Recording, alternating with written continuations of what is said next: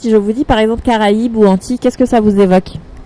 Ça m'évoque les danses olé olé. Forcément, c'est des petits bouts de France bien loin, mais qui sont enfin voilà, ancrés dans notre histoire aussi, et souvent laissés pour compte, ou oubliés, quoi.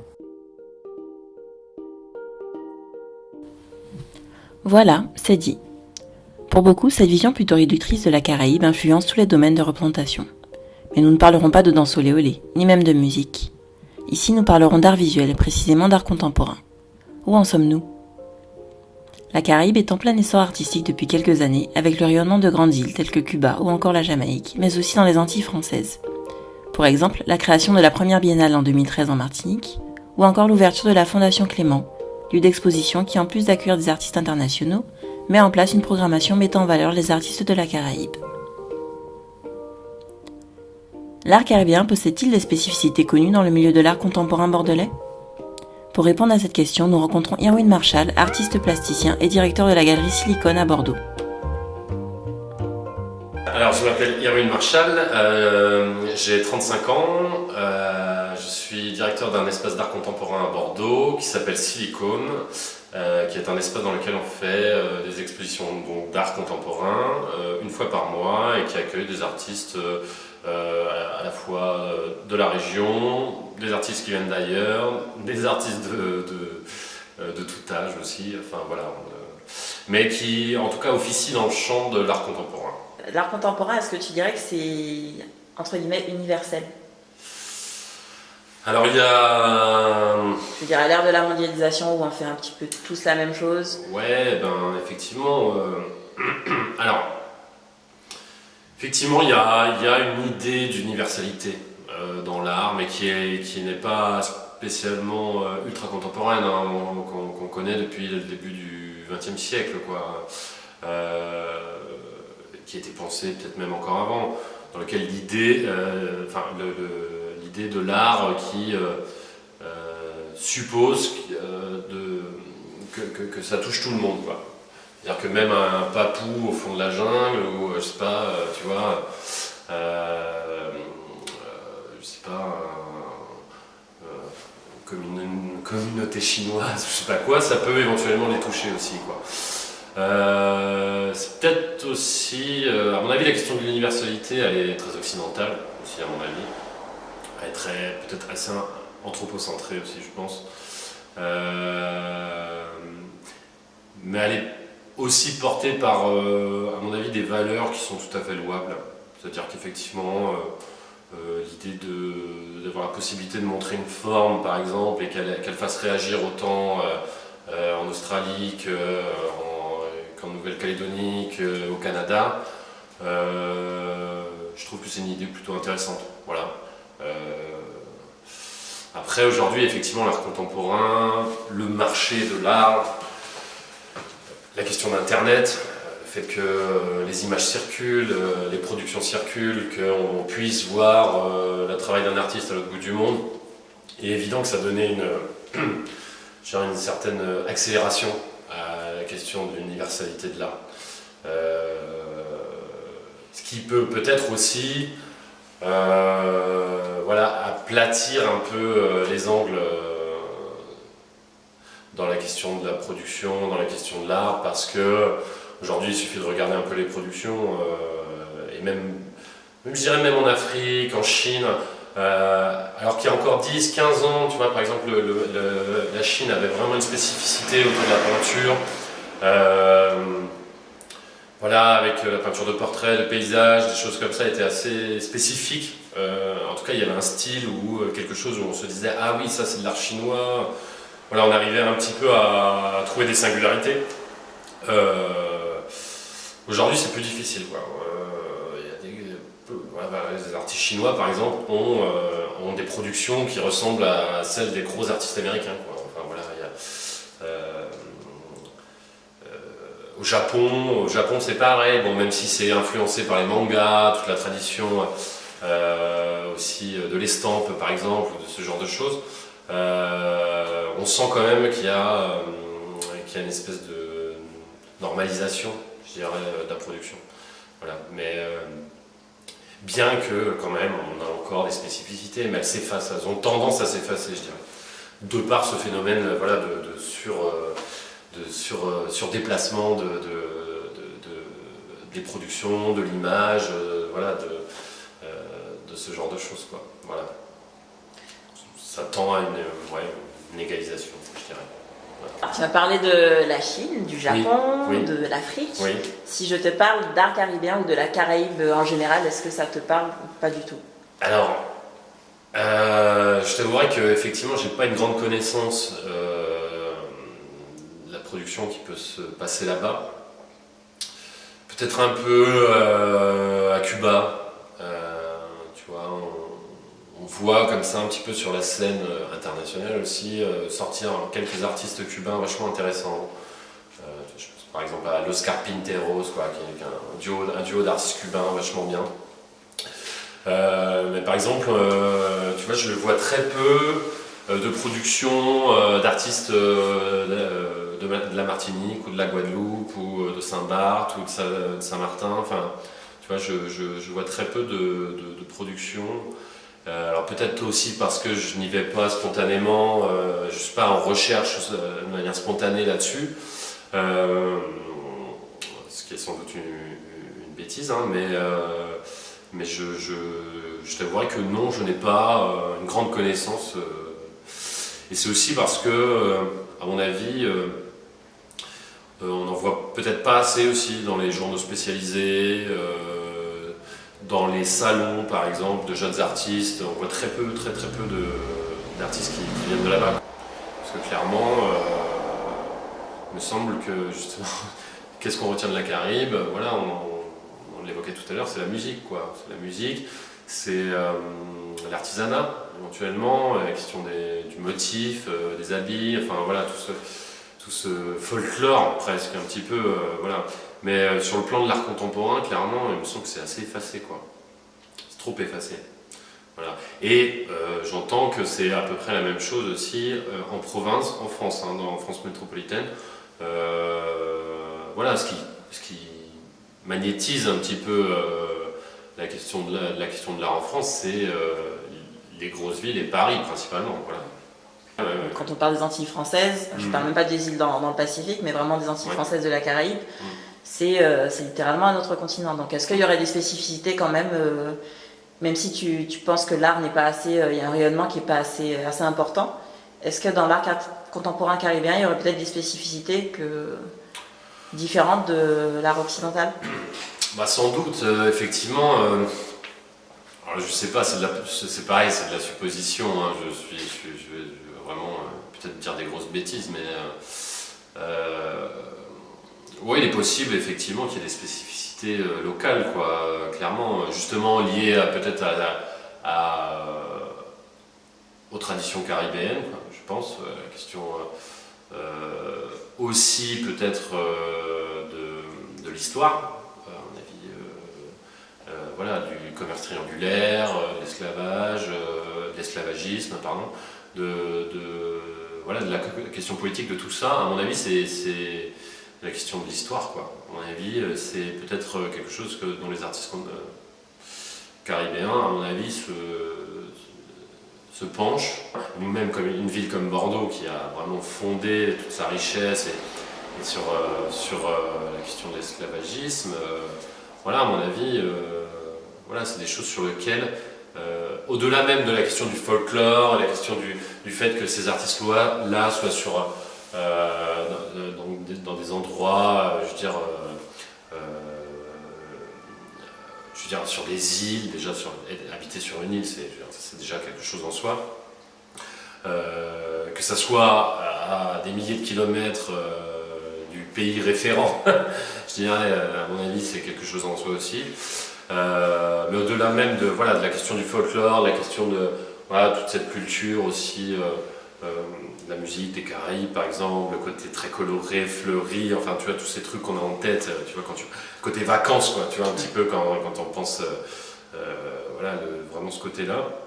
Au-delà de ça, à mon avis, il y a vraiment cette question politique et la question historique, quoi, qui doit être, à mon avis, retournée, et la question des droits aussi, tu vois. la question de la considération aussi, tu vois, ça, je pense que la question de la considération de ce que justement un pays qui a justement voilà, pas des provinces, mais des régions qui sont à l'autre bout du monde, comment ces pays-là, je ne parle pas que de la France, hein, je parle de tous les pays qui ont colonisé à droite à gauche, tout ça, comment ils considèrent aussi tous ces territoires, quoi.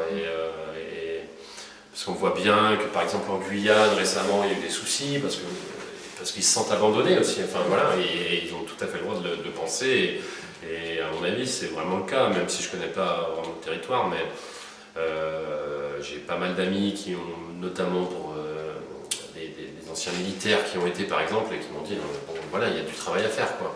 Il y a du travail à faire. Donc voilà, à mon avis, toute cette question-là, elle est vachement importante, quoi. Au-delà du folklore. Tu vois, je pense que la question politique, historique et politique, elle est essentielle. Voilà, donc c'est peut-être ça qui donnerait, à mon avis, une spécificité, au-delà même de la question formelle ou de la question, je sais pas, des modes, la question des tendances de l'art contemporain, voilà, actuel. Voilà, je pense que c'est ça qui devrait donner, à mon avis, une spécificité particulière aux artistes de cette région-là, quoi.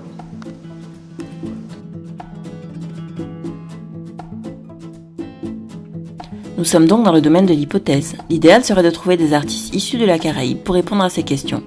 En existe-t-il à Bordeaux ? Nous en avons trouvé un.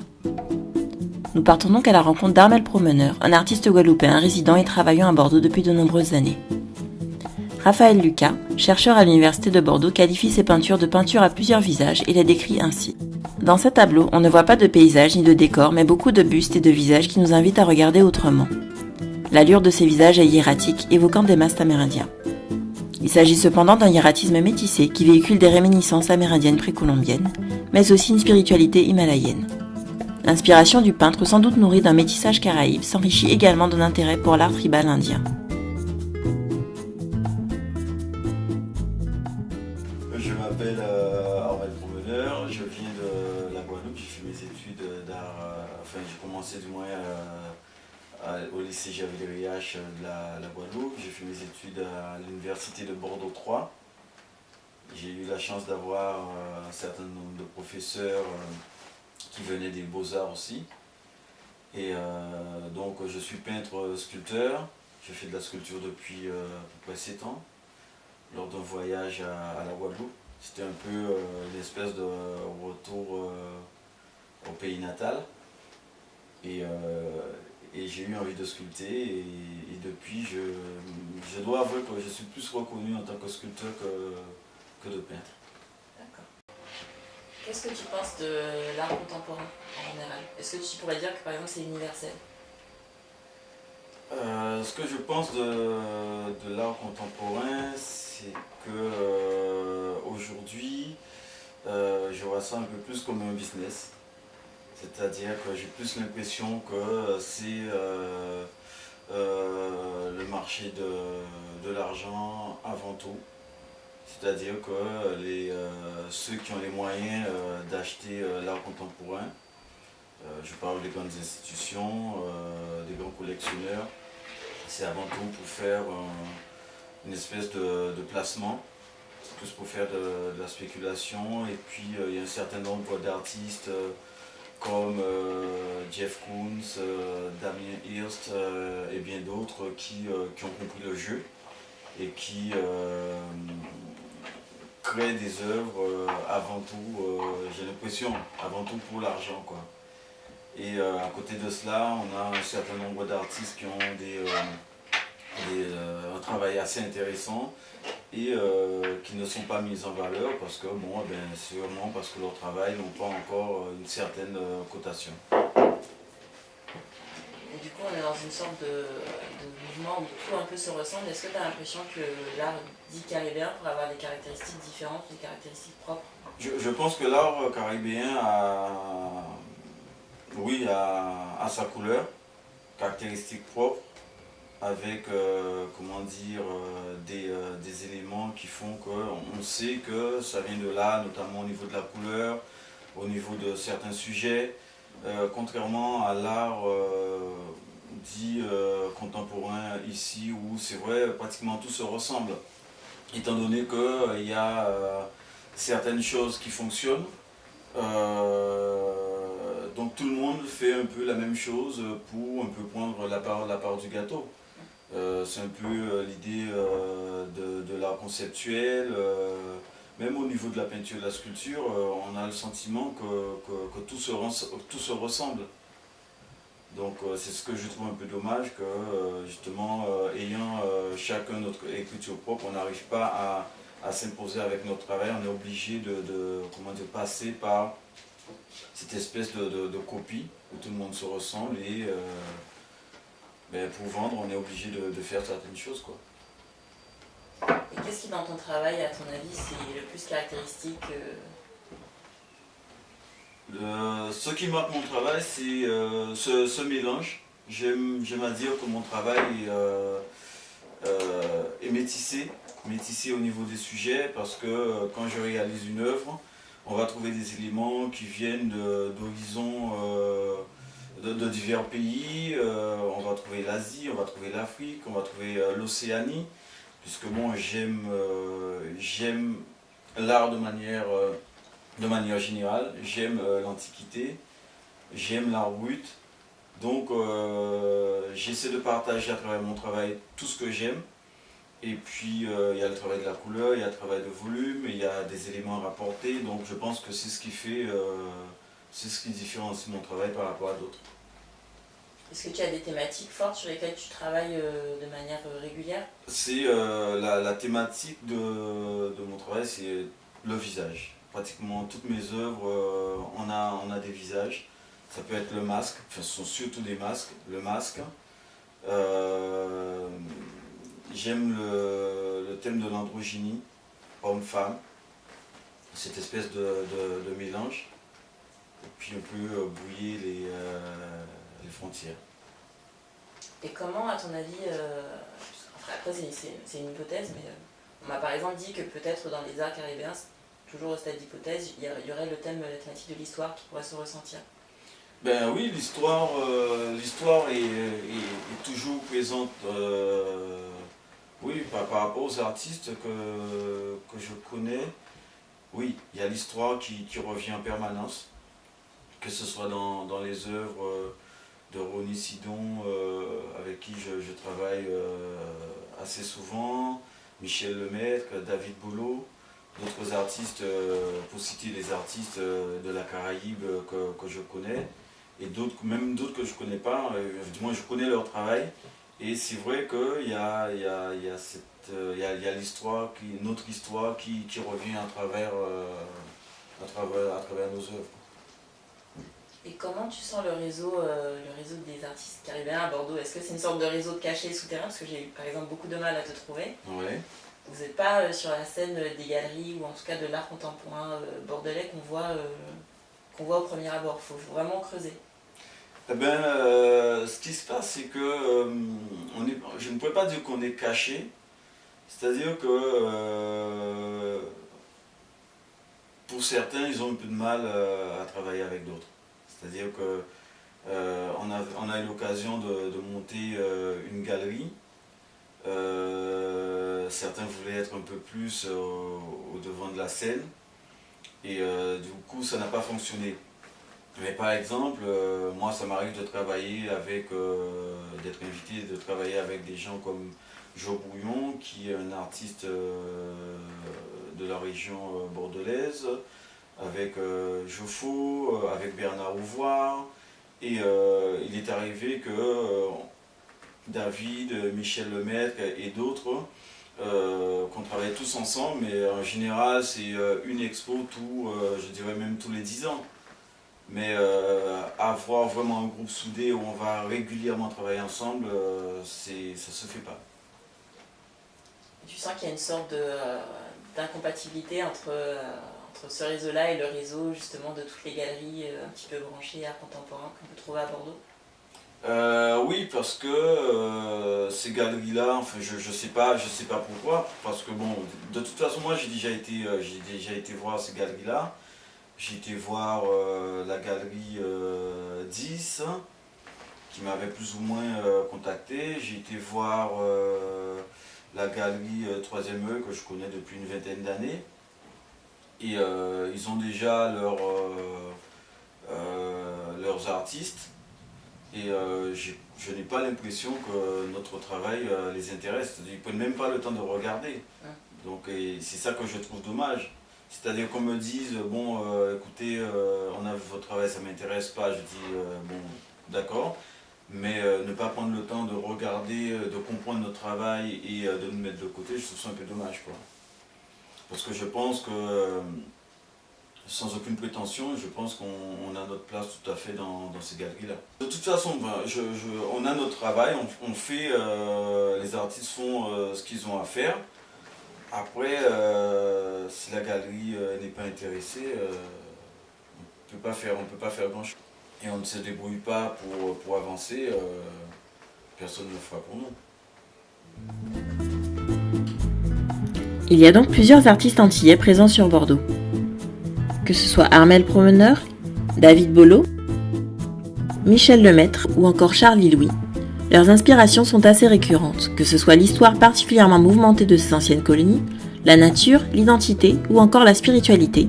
Cela occupe une place centrale dans leurs inspirations. Plus qu'un art caribéen, il y a surtout des artistes répondant chacun à ces mêmes inspirations d'une manière différente.